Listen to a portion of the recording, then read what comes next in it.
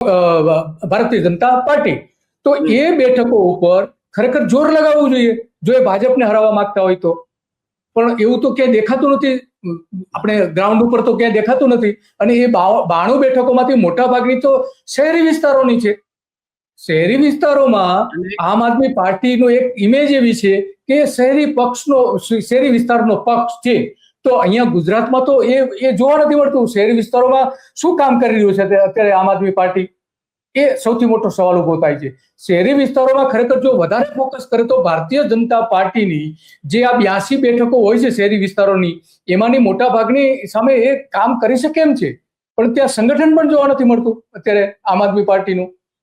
તો એ જગ્યાએ બેઠકો કરવી જોઈએ.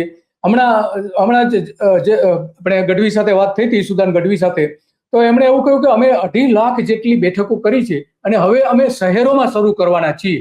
પણ શહેરોમાં ક્યાંય આ રીતની એમની નુક્કડ સભા એ લોકો શબ્દ વાપરે છે. તો એ જે શહેરી બેઠકો જે છે એ તો ક્યાંય દેખાતી નથી. કેમ આવું? શંકા ત્યાં સૌથી વધારે મજબૂત થાય છે કે તમે રાજકીય પક્ષ લઈને ચાલી રહ્યા છો, તો રાજકીય પક્ષને રાજકીય રીતે જ એની વ્યૂહરચના હોવી જોઈએ.